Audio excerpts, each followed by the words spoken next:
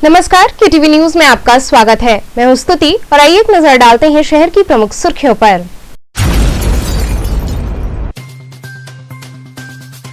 Cantt GRP police ने एक अवैध गांजा तस्कर को लाखों रुपए के गांजे के साथ किया गिरफ्तार।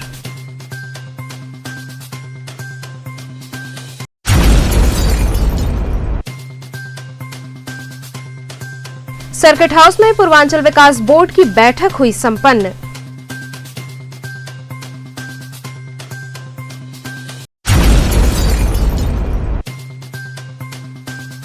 सिगरेट स्टेडियम में आयोजित क्रिकेट प्रतियोगिता में दिव्यांगजनों ने किया बढ़ चढ़कर प्रतिभाग।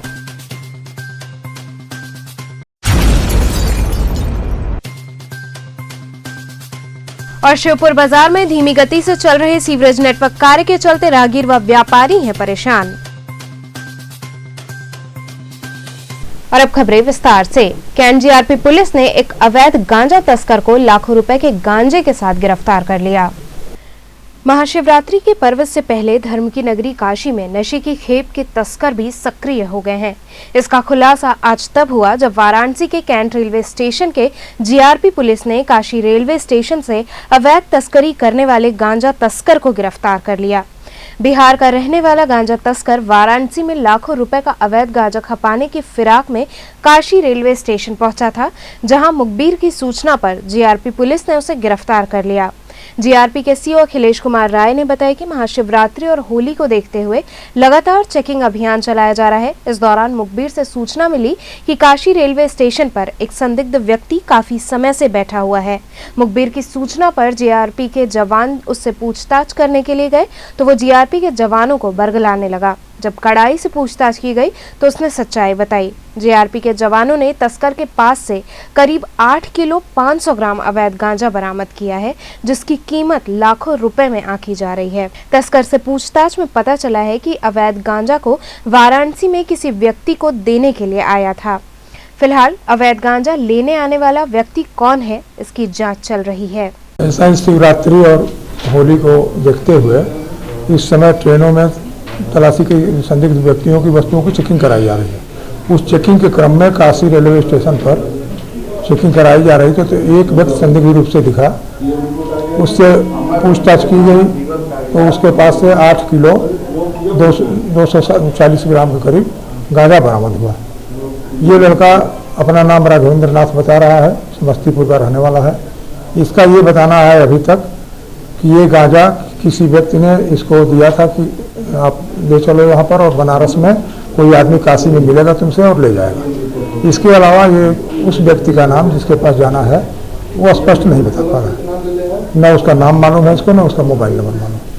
सर और क्या जानकारी मिल गई कि बनारस में ही इसे खपाने की फिराक में थे तस्कर जो? और इस पर तो स्पष्ट निर्णय नहीं बताया जा सकता है, लेकिन इसका कहने का ये था कि बनारस में ही काशी स्टेशन पर कोई आता और इससे गांजा लेकर के जाता। इस बीच ये पकड़ लिया गया। कितने का माल? अनुमानित 1 लाख रुपए का गांजा होगा स्थानीय बाजार में। चेकिंग शिवरात्रि और होली दोनों को देखते हुए अभी से चेकिंग कराई जा रही है ट्रेनों में कि कोई ऐसी घटना ना हो जाए जिससे पुलिस की छवि खराब हो जाए।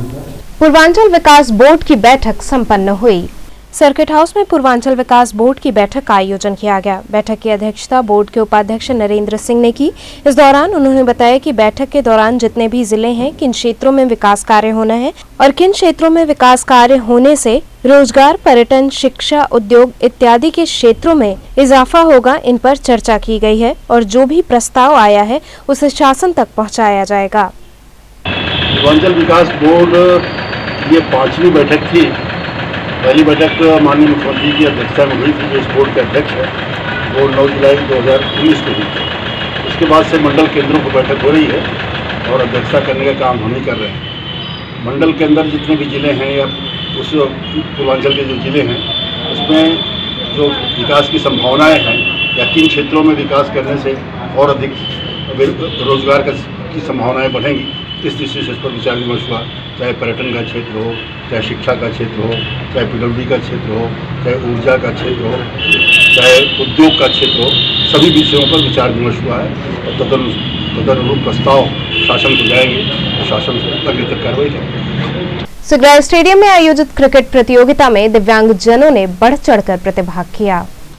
वाराणसी में पहली बार दिव्यांगों के लिए अनूठे क्रिकेट मैच का आयोजन किया गया। उत्तर प्रदेश दिव्यांग क्रिकेट एसोसिएशन की ओर से एक दिवसीय क्रिकेट प्रतियोगिता में व्हीलचेयर पर बैठकर दिव्यांग खिलाड़ियों ने किसी आम खिलाड़ी की तरह ही उन सारे हुनर का प्रदर्शन किया जो क्रिकेट के खेल में देखने को मिलता है। क्रिकेट खेल भाग दौड़ के साथ ही शारीरिक रूप से फिट लोगों का खेल माना जाता है, लेकिन क्या होगा जब खुद शारीरिक चुनौतियों से जूझ रहे दिव्यांग क्रिकेट जैसे मुश्किल खेल को बखूबी खेल सके। सिगरा स्थित संपूर्णानंद स्टेडियम में हुए एक दिवसीय दिव्यांग क्रिकेट प्रतियोगिता में ये सब कुछ देखने को मिला, जिसमें 16-16 ओवर के मैच में वाराणसी और मिर्जापुर की टीम ने बैटिंग, बॉलिंग, फील्डिंग सहित क्रिकेट की उन तमाम बारीकियों की कसौटी पर खुद को खरा उतारा जैसा आम क्रिकेट प्रतियोगिता में देखने को मिलता है। पूरी तरह से दिव्यांग खिलाड़ी व्हीलचेयर पर क्रिकेट का खेल पहली बार वाराणसी में खेल रहे थे। उत्तर प्रदेश दिव्यांग क्रिकेट एसोसिएशन की ओर से आयोजित खेल का यही मकसद था कि पीएम मोदी के आत्मनिर्भर भारत के सपने को साकार किया जा सके और दिव्यांग खिलाड़ियों को समाज की मुख्य धारा से जोड़ा जा सके। जोरदार तालियों से स्वागत हो। और अरविंद विश्वकर्मा ने बहुत तेजी से बॉल बैट घुमाया है और ये बहुत अच्छी फील्डिंग। और देखते हैं ये 2 रन होता है कि 1 रन ही।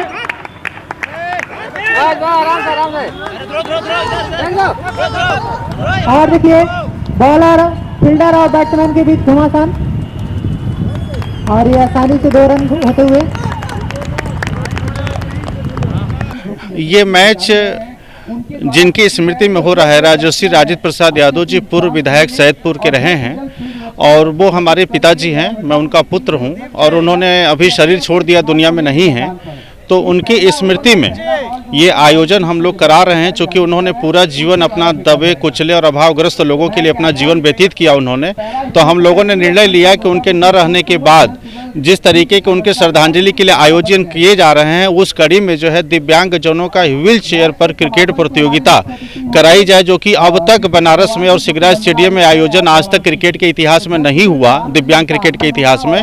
तो ये आयोजन कराने का निर्णय हम लोगों ने लिया और इस मैच के माध्यम से ये हम लोग समाज को मैसेज देना चाहते हैं कि आज दिव्यांगों की जनसंख्या लगभग 10 करोड़ है और 10 करोड़ लोगों की आवाज़ समाज बने, ये हम लोगों का मकसद है। और ये अभी हम लोगों ने जिला स्तर पर ये कार्यक्रम आयोजित किया है और इसमें 2 टीमें आज खेलेंगी, एक दिवसीय, लेकिन हम लोगों ने निर्णय लिया है कि आगे चल करके इसे प्रदेश स्तरीय, राष्ट्रीय स्तरीय और अंतर्राष्ट्रीय स्तर पर इस आयोजन को लोकप्रिय बनाना चाहते, ताकि 10 करोड़ लोगों की आवाज़ और उनका उत्साह और उनके प्रति समाज का ध्यान और देश दुनिया का ध्यान आकृष्ट हो सके और समाज में एक समानता का भाव पैदा हो। इस विशेष भाव से हम लोगों ने इस आयोजन को किया है।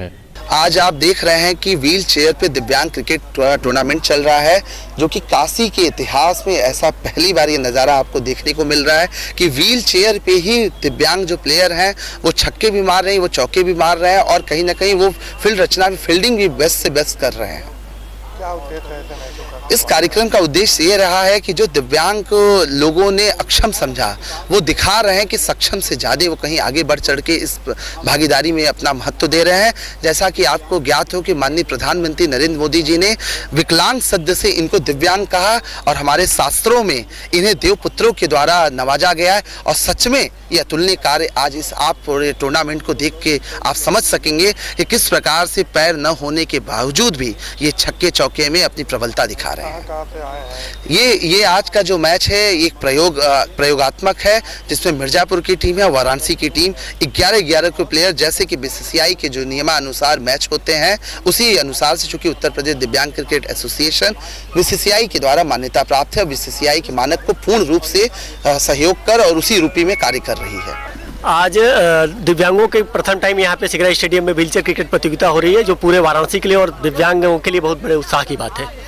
आज पूरे वाराणसी के लिए ये संदेश होगा कि जो लोग व्हीलचेयर पर अपनी लाइफ गुजार रहे हैं वो भी अपने जीवन का आनंद ले सकते हैं अगर वो खेल में उतरे। मैं सरकार से ये उम्मीद भी रखता हूँ और आशा करता हूँ कि सरकार इस तरह के खेलों को बढ़ावा दे, ताकि ज़्यादा से ज़्यादा दिव्यांग लोग इसमें शामिल होकर के अपने जीवन को आगे ले जा सकें।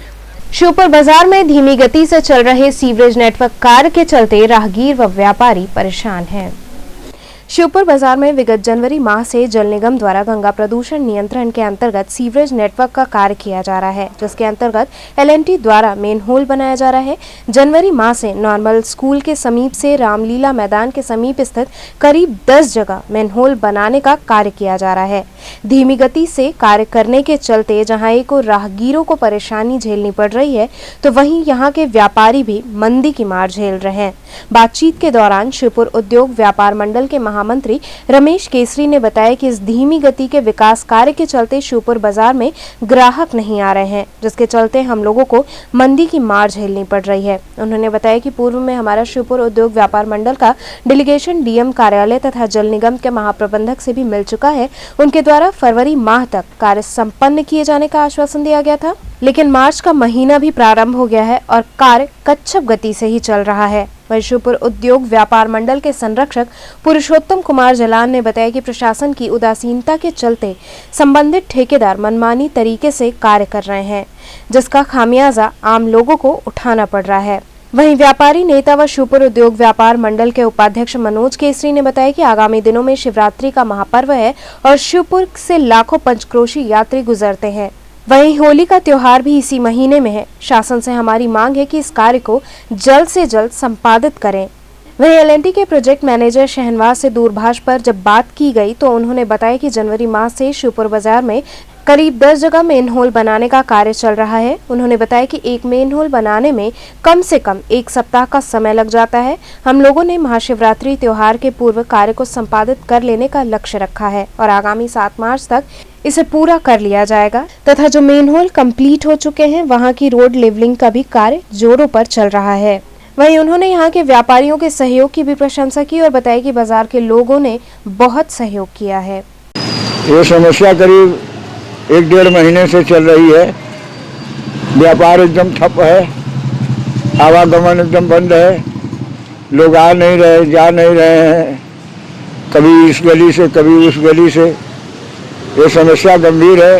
कार्य तो ठीक हो रहा है, मगर इस कार्य को जल्द से जल्द करके इसको हटाना चाहिए ताकि व्यापारियों में जो परेशानियां हैं वो दूर हो जाए।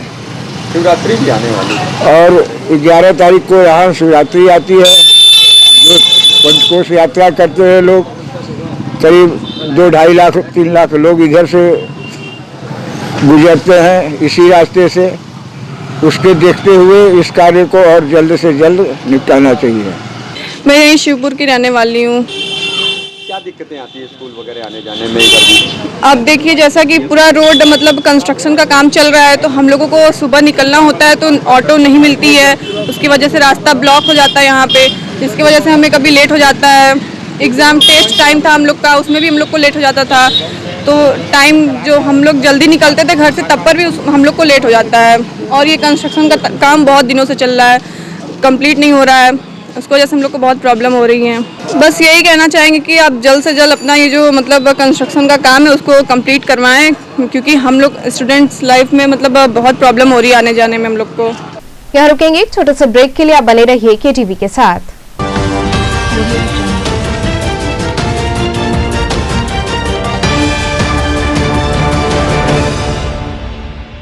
खबरों से जुड़े रहने के लिए हमारे चैनल KTV वाराणसी को सब्सक्राइब करें और लेटेस्ट अपडेट्स के लिए बेल आइकन को प्रेस करें।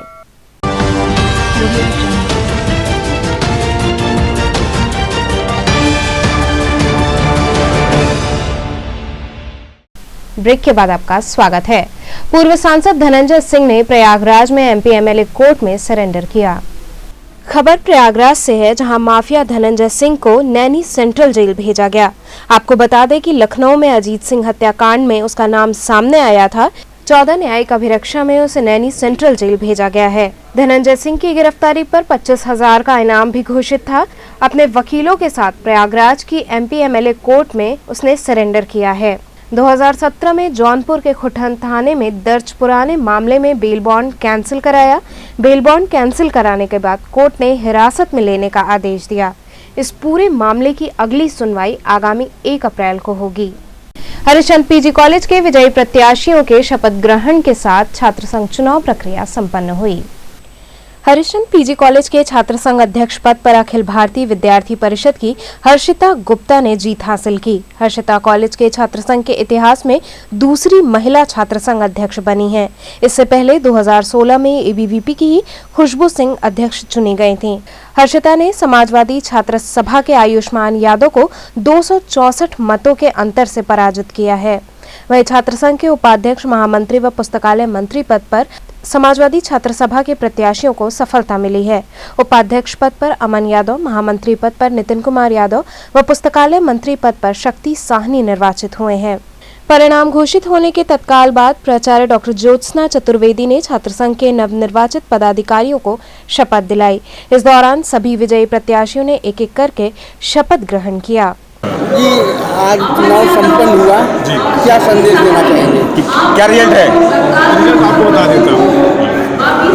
आज शासन चुनाव 2020-21 के में अध्यक्ष पद पर हर्षिता गुप्ता, उपाध्यक्ष पद पर अमन यादव, महामंत्री पद पर नितिन कुमार यादव, पुस्तकालय मंत्री पद पर शक्ति साहनी, संकाय प्रतिनिधि कला संकाय प्रतिनिधि के रूप में अमन शर्मा, वाणिज्य संकाय प्रतिनिधि के रूप में अंशु यादव, विज्ञान संकाय के प्रतिनिधि भानु प्रताप सिंह और शिक्षा संकाय के संकाय प्रतिनिधि शेषनाथ यादव चुने गए। ठीक। हर्षिता जी, आप अध्यक्ष निर्वाचित हुई हैं, अब क्या करेंगी छात्रों के लिए? मैं ना झूठे वादे लेके आई हूँ और ना ही झूठे मुद्दे लेके आई हूँ। हाँ, अपने जिस विश्वास जिस भरोसे से मुझे उन्होंने जिताया है, उनके भरोसे और विश्वास से मैं जीतूंगी और उन पर खड़ा उतरूंगी। छात्रों के लिए क्या करेंगे? छात्रों के लिए महाविद्यालय में बाहरी घुस आते हैं, उस पर सख्त कार्रवाई करेंगे और जो वातावरण है उसको सही और निरंतर रूप से चलने का कार्य करना है। महिलाओं के लिए, छात्राओं के लिए क्या करेंगे? छात्राओं के लिए मैं उनकी सुरक्षा प्रोवाइड कराऊंगी और पुलिस प्रशासन से कहूंगी कि हफ्ते में 2 बार एक राउंड हो महिला की, जिससे कि उनकी सुरक्षा महसूस हो सके, क्या दिक्कत है क्या नहीं दिक्कत है, कोई उनका बर्दाश्त तो नहीं कर रही है सब चीज़। आज जो हमारी विजय हुई है वो हमारी विजय नहीं है, ये हमारे साथ के हमारे गार्जियन, हमारे छात्र छात्राएँ और हमारे महाविद्यालय के कर्मचारी और हमारे साथ साथ मीडिया प्रभारी का बहुत बड़ा योगदान रहा है। छात्रों के हित की क्या बात करना चाहते हैं?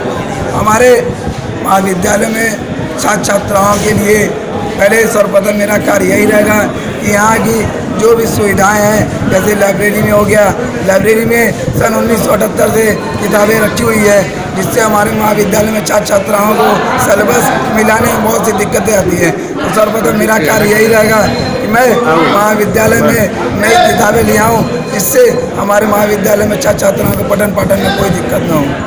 और किस तरह की सुविधा प्रोवाइड कराएंगे छात्रों के हित में? सर्वप्रथम हमारा ये कार्य रहेगा कि महाविद्यालय में क्लासेस सुचारू रूप से चले और जो भी यहाँ पे हमारा केमिस्ट्री लैब है, हमारा बॉटनी लैब है, वहाँ पे जो भी सुविधाएं नहीं है वो हम शासन फंड से यहाँ पर उपलब्ध कराएंगे। जैसा कि अभी नवनिर्वाचित अध्यक्ष ने कहा कि जो बाहरी लोग यहाँ पे आते हैं, तो उस पर क्या कहना चाहेंगे?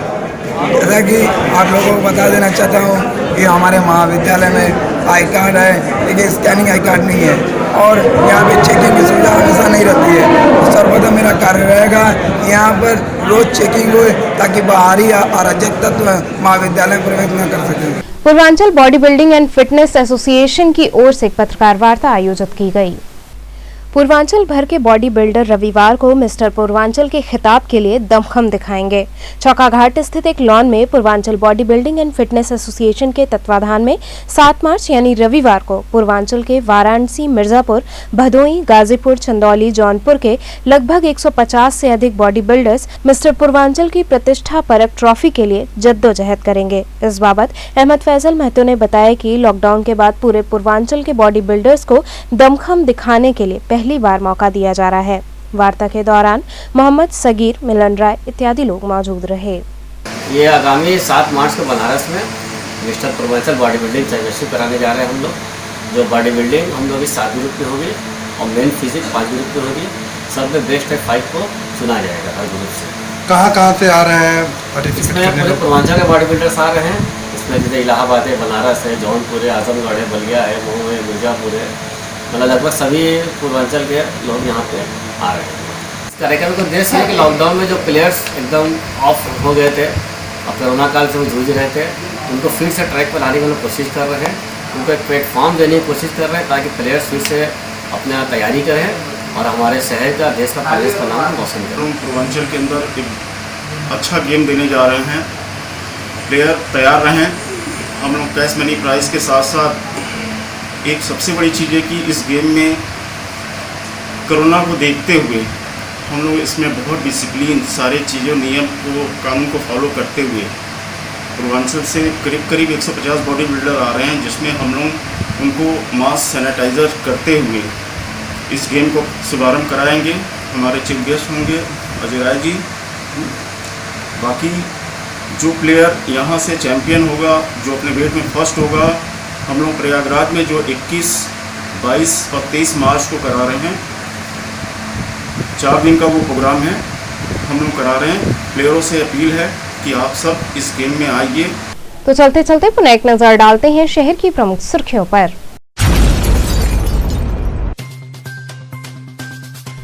कैंट जीआरपी पुलिस ने एक अवैध गांजा तस्कर को लाखों रुपए के गांजे के साथ किया गिरफ्तार।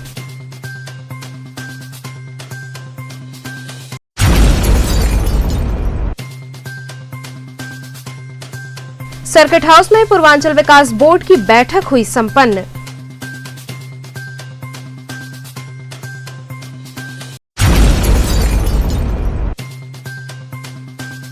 सिगरेट स्टेडियम में आयोजित क्रिकेट प्रतियोगिता में दिव्यांगजनों ने किया बढ़ चढ़कर प्रतिभाग।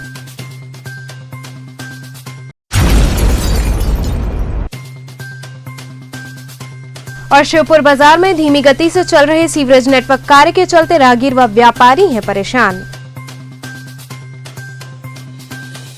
तो ये थे आज के समाचार, कल फिर होगी मुलाकात, तब तक के लिए नमस्कार।